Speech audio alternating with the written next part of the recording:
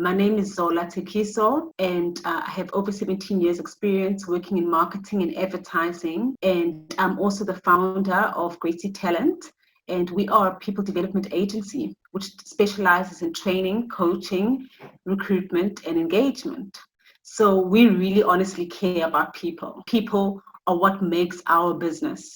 We believe that every single person has greatness within them, and our aim is to harness that seed within each and every person. And the whole aim of the business is to see people fulfilled and thriving in the workplace. We are based in Cape Town, South Africa. However, we work with clients from anywhere. And I am so excited to spend this afternoon with you.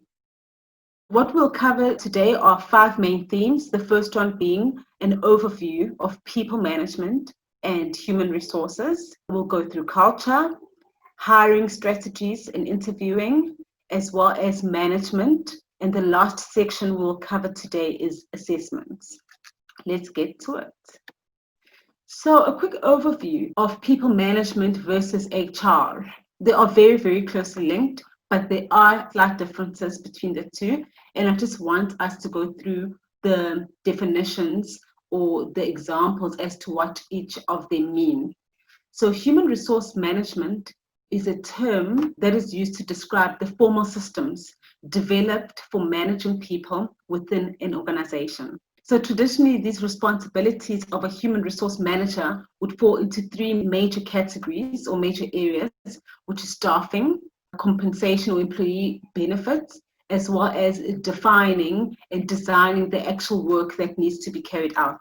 So essentially, the purpose of a human resource manager or management is to maximize the productivity within an organization by optimizing the effectiveness of the employees. So in simple form, it's the structures, the systems, the way in which human resources, the resources within organizations are used in order for maximum output.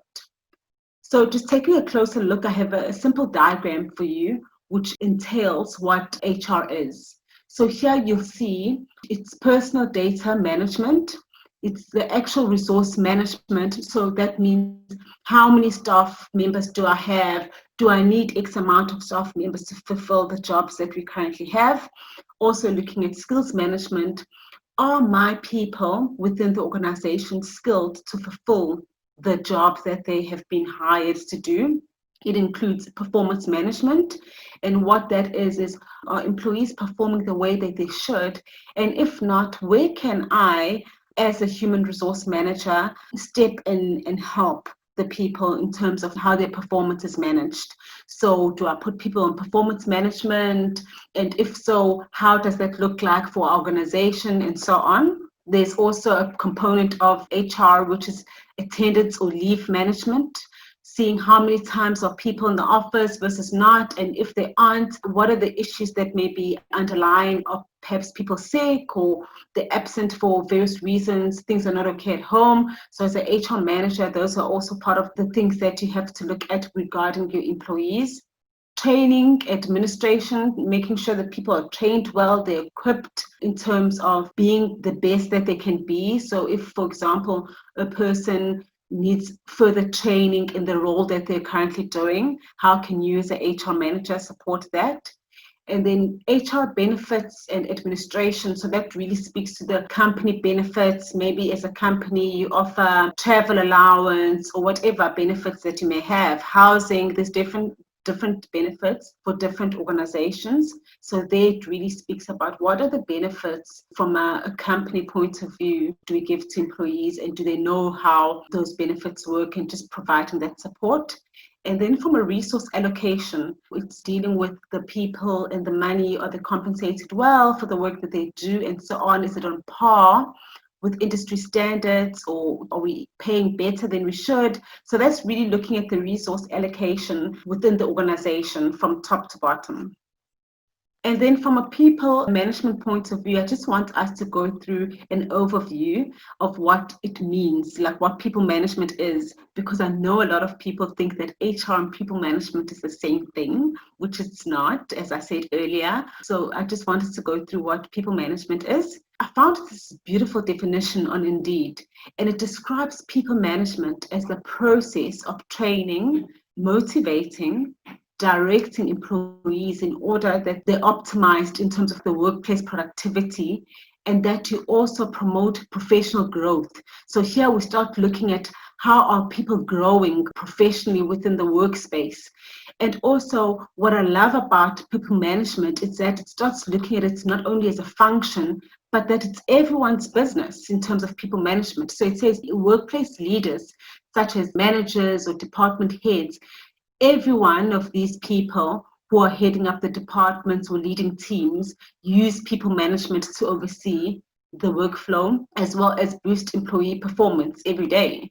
So here you'll see HR was more a function, and here people management, it's the responsibility of everyone, whether you're a team leader, whether you're a manager, whether you're a department head, you have that responsibility as you manage the people that are reporting to you to ensure that the workflow is okay, as well as that you boost their productivity and their performance. Also, people management is defined as a set of practices that encompass the end-to-end process of talent acquisition, optimization, and talent retention, while providing support for the business and guidance of the employees in the organization. So here you're starting to look at people coming into the organization. How are they coming into the organization? How do they know well about us? And also whilst they're there, the employees, are they taken care of well from a retention point of view? How are we looking after the people to make sure that not only they grow, but they are fulfilled in what they do, they feel that they bring value within the organization? So when we take a closer look at people management, we see that, as I've said, it's not a department or a function of a certain department, but it's actually a necessity across the board within the organization. So every team leader and manager, regardless of the function, could be a manager within finance, within commercialization, within marketing, whichever part of the business, you are managing people. Therefore, you are, in essence, within people management. And here what it involves is us within people management starting to look at the harmony. How is the team engaging with one another?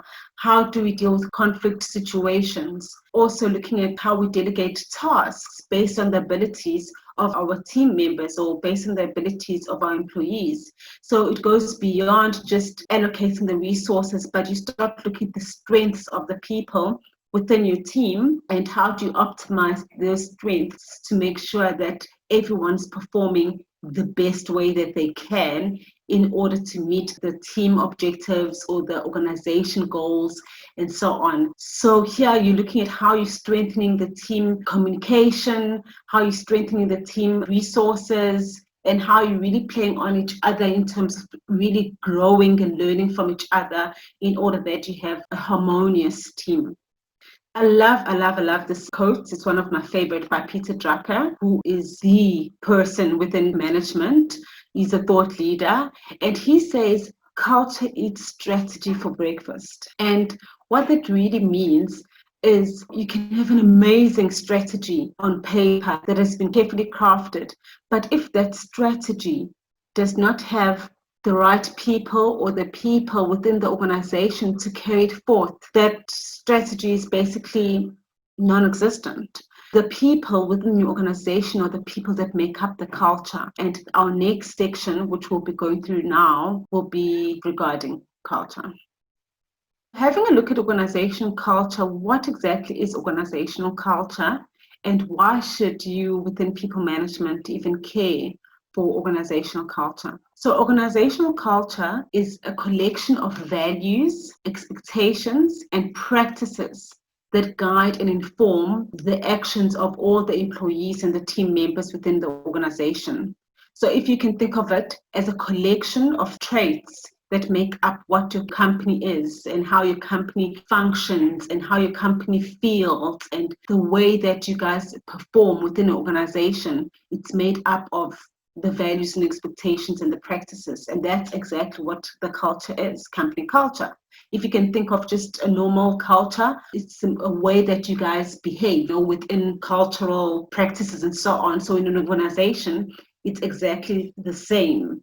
How do you guys perform? What do you practice to make sure that you all are singing from the same hymn book? What brings you guys together? What values do you guys live within the organization to make sure that your organization culture is intact? So culture, really, the reason why it's important, it shapes the way that employees interact within the workplace. And a healthy culture can also encourage employees to stay motivated and loyal towards the organization, the managers, and the leaders within the organization. It also promotes a healthy relationship between the employees themselves.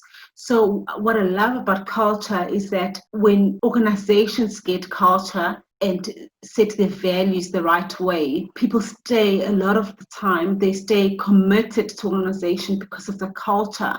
They feel the sense of belonging because they'll say, oh, I can't leave because the culture at my workplace is so amazing, or people are so supportive, or given the ability to be innovative versus my previous job, for example. So I love the fact that we are speaking about this today, purely because I know a lot of you are embarking on starting your businesses. And I think it is such a good way for you to start thinking of organizational culture and values and how you can start implementing that within your business. To the next point, what kind of culture do you want for organization? Some of the examples could be you want a culture that speaks innovation. What are the trends? What's happening from maybe a technology point of view? And do you want to always be abreast of those trends or be in the forefront of those trends? Another example could be you want to be a fun organization. So perhaps in your organization, you all sit on beanbags, however you translate the word fun. And another example could be accountability, that your organization culture is accountability. So you're always accountable to the next person in terms of how you perform, how you bring yourself to the workplace, and really how you interact day to day. So I'd like you to take a moment and just think about these things or write them down in your notebook in terms of what culture are you thinking of having within your business and your organization. Just write it in a notebook or brainstorm that, so that as you start developing your values for your business and you start really thinking of the tangible and intangible ways, you start instilling the culture. You can go back and say, hey, this is what I'd like within my organization. And then the next example that I've put here is the company culture of Disney. Disney is one of those best places in the world. The employees themselves have rated Disney as one of the best companies to work for. And the reasons for this is because there's a Disney university that every employee goes through when you start working there, where you're learning about the culture, about the values of the business, what it means, not only for everyone within the organization, but within your specific role and position, what you could share, or you could then start instilling those values or displaying those values within the organization. And what I love about the Disney culture is a few years ago, about 2 years ago, I have 2 children. We actually went to Disney in the US, in Florida, and exactly their company philosophy, which is creating the happiest place on earth. You see it from the time that you arrive. Not only are people helpful and friendly and smiling, but you honestly feel that it is the happiest place on earth. You don't want to be anywhere but there. It's not only every child's dream, but I think even adults love being at Disney because it literally brings your dreams to life. It's this magical place and everyone is happy and everyone is just going through the most amazing time, from the rides to the theaters that you get to be in. Even when you're asking people for directions, they are saying it with a smile. Even the shuttle drivers are happy. It's almost as if everyone has had a little bit of an injection of the Disney pill. It is amazing. And what I really like about this is that no matter who within the organization, no matter what position they're in, they literally are living the company values of innovation, educational, organizational support, and entertainment. And how that's translated is with their philosophy of creating the happiest place on earth. And as a visitor there, you honestly do feel that it's the most amazing place. You don't want to go anywhere. You just literally want to be there for the whole weekend. So I thought I'd share this about them because I really feel that it's something that has been lived across the organization, and it's amazing to see. I mean, there are different organizations that have been voted with the best culture. You know, there's the Googles, your Uber. I can go on and on and on them, but I just wanted to really just touch on that for the Disney one. And here I want to share and chat about the 5 ways in which business owners can start creating a strong culture. As I've said, we are in a good space because you are embarking on starting your businesses, or you've just started your businesses. So you can really start thinking of, how do I build a strong organizational culture? And the 5 ways you can do so is starting with purpose. And what that means is that you start thinking, what do you want the purpose of your organization to be? Because here you are wanting to build something that is strong and that is lasting in terms of what the organization purpose is. The second one is defining a common language, values, and standards. And what that means is, from a language point of view, you wanting to all speak the same language in terms of your values and your culture.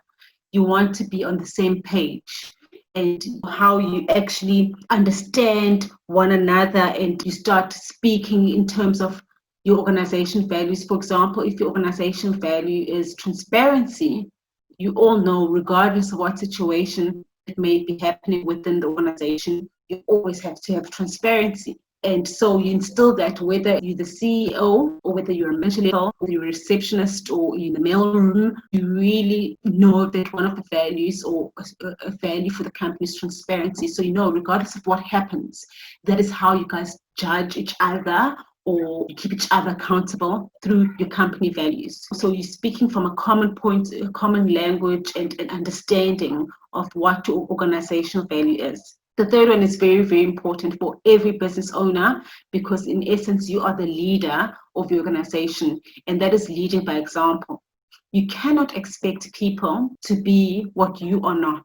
So whatever organizational culture or organizational values that you decide to instill within your company, you need to live those. You need to breathe those. From afar, someone must look at you, someone who's even an intern or starting out your organization, they must say, hey, this CEO lives exactly what these values are. And I see it day in and day out. When someone is looking, or whether someone is not looking, I see how they behave, and they display the organizational values that we have in this business. A great example is Richard Branson. You know, Richard Branson, as you guys know, he's the owner of Virgin. And I think how he is bold, he is fun, you know, and the organization and itself and the brands, when you start looking at how the brand is, it really translates. You can see how the leader is and how the brand is. And really, as a leader, you want to lead by the example that you set for the brand. The fourth one is identifying your cultural ambassadors. This is actually quite important. And why I say that is because cultural ambassadors are people that will keep you accountable. They are people that they buy into what you stand for as a brand, as a culture, and the values. They get it and they want to run with it. And when you identify those cultural ambassadors, they are the people that will say to you, you know, this is working well and this is not working well. Those are the people that are going to be on the ground. And as a CEO, you're able to go to them and speak to them as ambassadors of the brand, and really get the gist of how everyone within the organization is feeling, and how the culture is being translated within the organization. Because your organization will not always be an SME, it will grow. And as it grows, you may find you may not be able to always know what's happening day in and day out. And really, those cultural ambassadors are almost like your cheerleaders. They're people that will be there to cheer the organizational culture and keep it strong, as well as I've said, be able to give you that feedback as to, you know, what's not working so well. And you need that feedback within the organization. because that's when you know that when things aren't going that well, what can you do about it and how can you improve it? And just getting that feedback is an important part. And the last one is being truthful and always communicate. And this really speaks about integrity. And every organization and every business owner, every leader, and every CEO, I feel, should be living according to this, being truthful and always communicating, regardless of what's happening in the organization. As a leader, you should be able to communicate and be transparent as to what's happening and what it means, not only for you as a business owner or you as a CEO, but also the company and the employees. And when you start looking at those 5 elements, you'll really start seeing how you start creating a strong culture within your organization. So here I've put a good and a fun way of instilling company values and culture, and that's through practices or rituals. I used to work in an ad agency, and I remember we had Popcorn Friday, and it was fun. I mean, it's not anything that you might feel it's a big thing, but I just remember it being one of those fun activities on a Friday, with the whole organization, all 50-something of us who are all going to be getting popcorn, or we're all making popcorn. So you can start instilling those rituals and thinking about them based on the values and the culture that you want to create in your organization. For example, here I've put make it happen. So that could be make it happen for everyone. Every day you come in, you know that I'm making it happen. I'm living the brand by making things happen. Or if you wanted to drive, for example, sales within your organization, you have a sales star, where on a monthly basis you choose based on performance or based on improvement, however you want to do it. You can say, okay, based on improvement or based on performance, monthly we are choosing a sales star and someone within the sales department. So really there's different ways you can start really living the values and the culture of the organization. And these are just a few examples that I'm giving you. And then the next section is hiring strategy and interviewing, because this is integral as part of people management. How do you hire your talent and the interviewing process? Before you start hiring, you need to consider why hiring someone, as this comes with costs and responsibilities, especially if your organization is still small.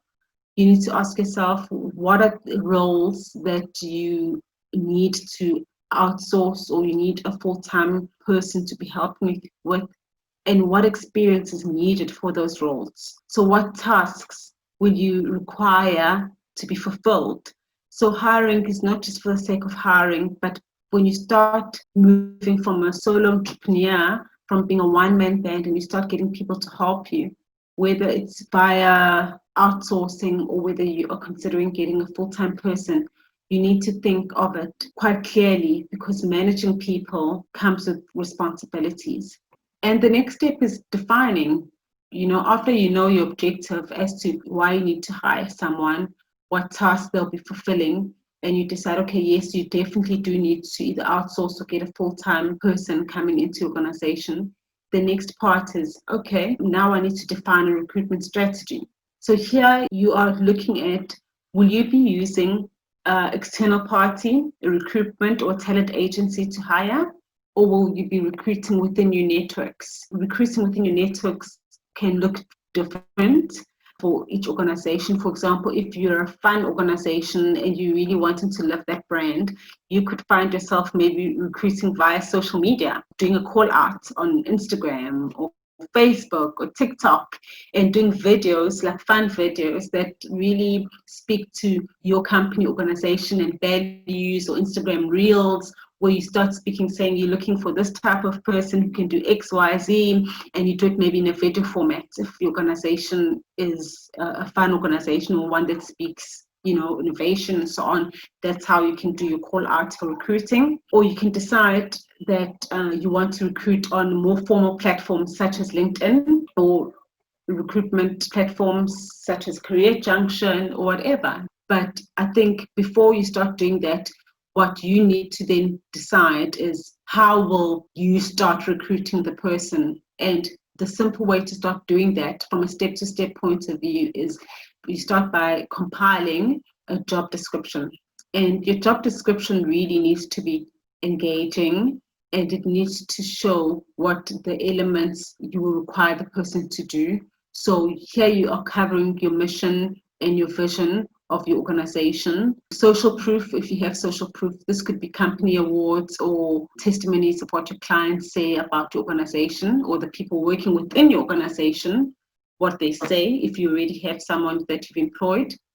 You speak about the responsibilities. What type of responsibilities and skills do you require the person to fulfill?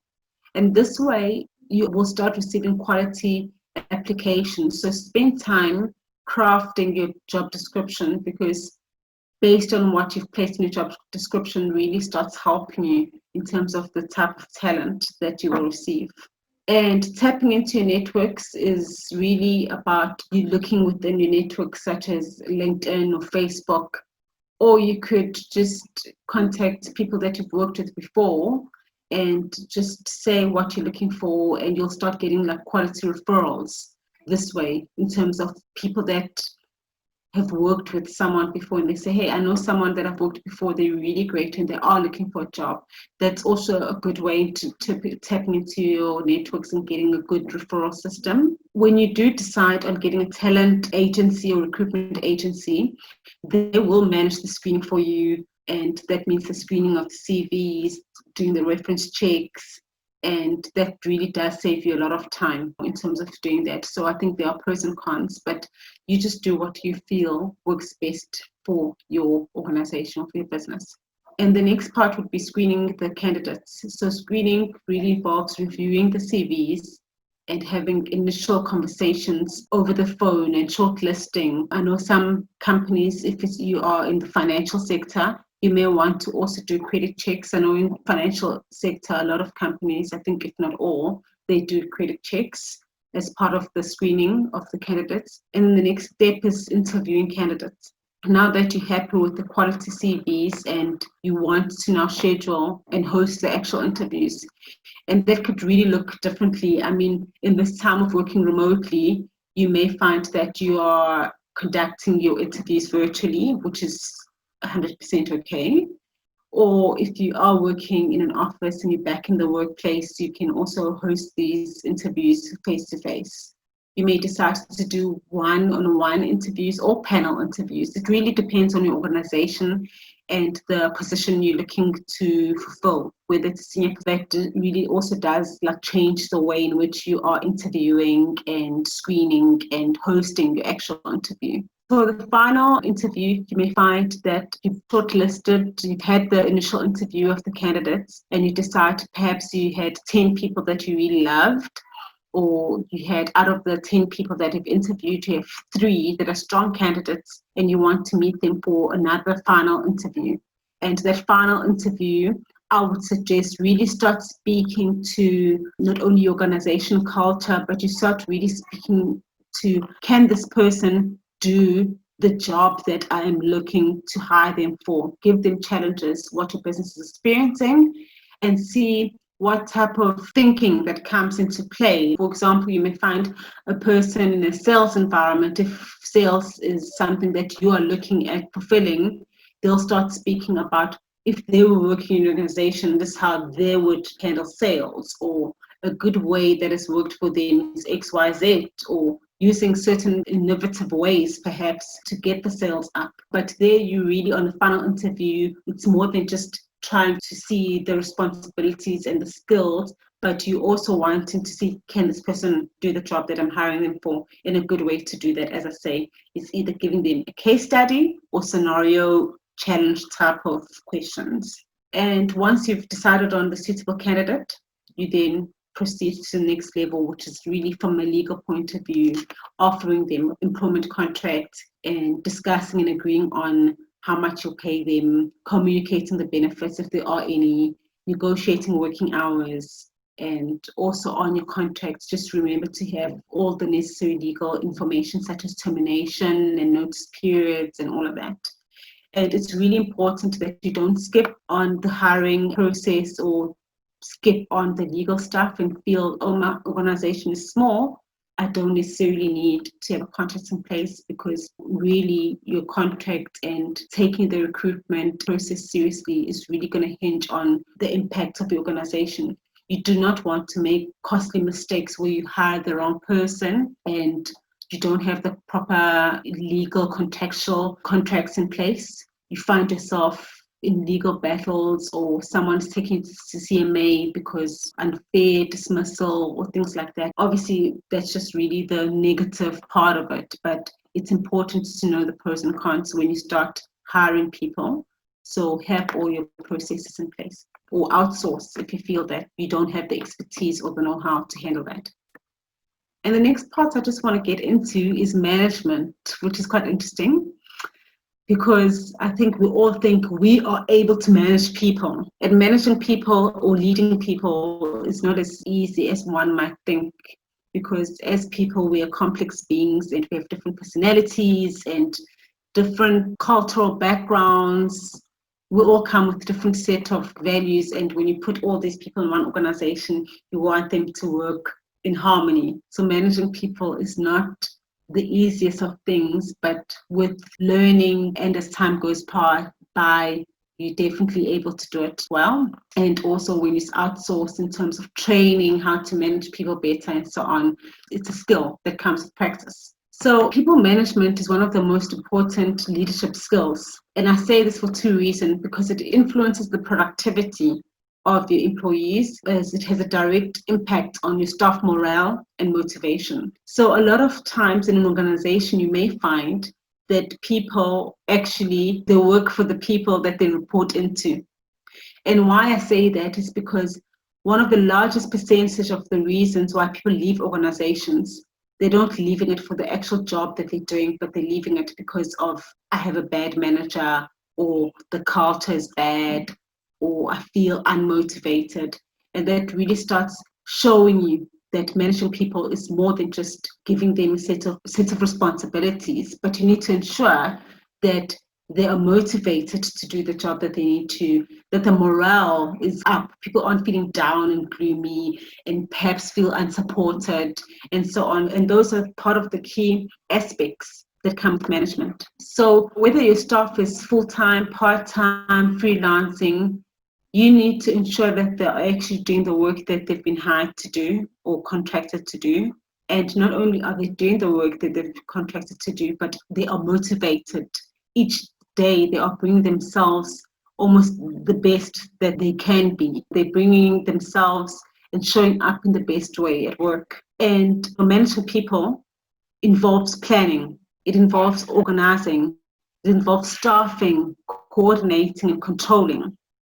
Whereas leadership is a matter of influencing people. You start being influential within the organization, where people are going to be like, wow, that CEO, I love her or I love him, because they motivate me and they really inspire me. One day I want to be like the CEO. There's maybe characteristics that they look up to you and feel that those are the things that they feel you as an organization or a CEO embody within the organization. And within leadership also, it's about creating. So you constantly, not only from a strategy point of view, but you're creating how people should be within the organization, how your organization is moving along. So you are guiding the ship, if you can put it that way, as it keeps going, and you're ensuring that your true north is still there, regardless of how big or small your organization is. And along the way, you are influencing people.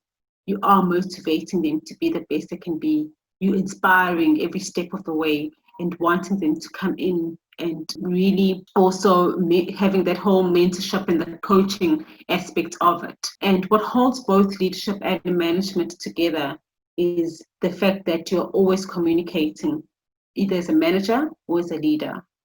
You are problem solving. So when people come to you and they're faced with problems, you're always in a position of wanting to help and solve those problems. And you are in a position of decision making. So both roles of a manager and a leader is you also are taking on the fact that you are making decisions, because your staff is looking up to you to make those decisions for them. So you may find when you start in your organization, you may start in a manager role, even though you're a CEO, because it's a SME, So you're managing the people a lot, and you're guiding them, and you're showing them, and you're really organizing and planning. And as your business starts growing, you'll start shifting from a manager role to a leader role, where you start inspiring and you start influencing and you start really mentoring versus maybe coaching. And the last section, which we're going through today, is assessment. Assessment is very important for the fact that you may have employees that are in your organization, and you may find these employees are working well, or you feel they're working well, but without you constantly having that form of monitoring the performance and the productivity within your organization, you won't have a way in which you're able to assess that are things still going well. So within your organization, you need to assess if everything's still going well. And I see it quite a bit that from a SME point of view, assessment is skipped because SMEs really honestly sometimes feel my organization is small. I don't necessarily need to have an assessment method or tool that I use. But in fact, I think when you start doing it right from the onset, it's almost going to be like that muscle. As your business keeps growing, it's going to be part of your organizational culture, where you'll know that assessment is one of the things that you know is part of your organization, and you do. And it's not going to be something you're instilling at a later stage, but you do it on the onset as you start getting an employee on. And there's definitely different methods that you can use to assess the performance or productivity within your organization. And I just suggest that you use one that works for you, and also one that embodies your culture, and one that feels right to you as the business owner or the business leader. One widely used one, especially within the corporate space, is a 360 review. And that one really looks at focusing on your interpersonal skills that are required for you to perform as an employee within the organization. Most 360s are done annually, and how a 360 review might look is, beginning of the year, you contact your staff member and say, okay, these are the things that I'd like you to fulfill this year, whether you're putting those as 3 to 5 core goals, and you're saying these are the things that you need to fulfill, and this is how you will fulfill it. And then you have some type of contractual agreement in terms of saying, yes, I'm happy, this is my 360, I know what I'm required to do for this year, and this is how I'll do it. And then you let the year go throughout the year, and as the year goes, once a year you decide whether it's like September or towards the end of the year. You then decide, okay, how you will review is you just have a sit down and say, okay, beginning of the year, January, these were the 3 or 5 goals that we set for your role, and this is how you were going to accomplish it. And out of the 3 or 5 goals, you've only accomplished 1, or you've only accomplished 10%. And what that really speaks to you is you start having the conversation in terms of why were these things not fulfilled, and if it was support or resources, etc., you start speaking about that. And then for most big corporates, those 360 reviews also have a play on in terms of your bonuses. So they'll say, you know, in a big organization, within this 360 review, you haven't accomplished XYZ, therefore it has an impact on your bonus. I personally am not really a fan of a 360 review, but I mean, that's just my personal preference. And then the next tool is the ongoing feedback. So this replaces the annual review. And here, as a manager, you are having a constant relationship with the people or the person that reports into you, and you are constantly having those conversations as to how are you performing, how are you feeling, do you feel supported, where can I support you if you aren't feeling supported, what resources do you need which you don't have, okay, if you needed to go to training, what training do you require? So I'm quite a big fan on the ongoing feedback, purely because it's so relationship driven, and really it allows you to have those open discussion and receiving feedback, not only from an employee to employer or manager point of view, but it's also two-way, because you also can gain feedback as to how are you managing the people that are reporting under you. Because sometimes we do tend to have blind spots, which we're not aware of, obviously, because they're blind spots. And within these constant feedback sessions that you may have, perhaps you decide your feedback sessions are quarterly or they're monthly. You're able to keep shifting and you keep changing things as you go along for the better, rather than a once-off, once a year 360 review. The next assessment tool is a rateless review. So this one eliminates all sources of scoring or labeling of performance. You literally are receiving a text-based feedback. So here you are focused more on the development rather than the performance, whereas the other two, the feedback can be both development and performance driven. But with the rateless review, you are giving your employee or the person that is reporting into your team member feedback which has no impact on their bonus or impact on their increase and so on. You're literally saying, okay, so this is the feedback that I have for you, but it really doesn't have a rating of saying, I'm rating you from 1 to 5, I'm rating you 2, because I feel you could learn more on X, Y, Z.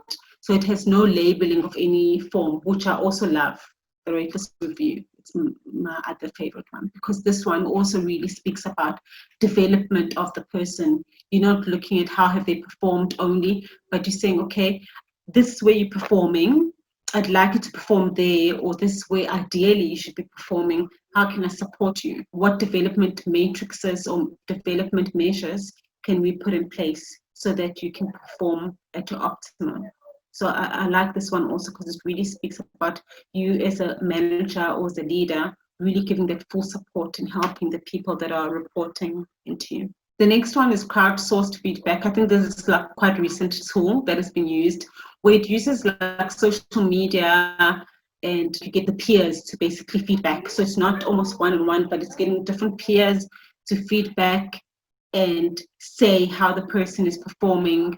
And this tool, it's an attempt to really overcome the limitations that are faced in a 360 review in obtaining feedback, because the 360 review, what I didn't say was it's a 360 review, but also you do take people within the organization that have interacted with the person. So for example, if you might find the person is a marketing manager, so you may use the people that have worked with that marketing manager. So you might find an external agency, like an ad agency, could be reviewing the person, how the candidate performed.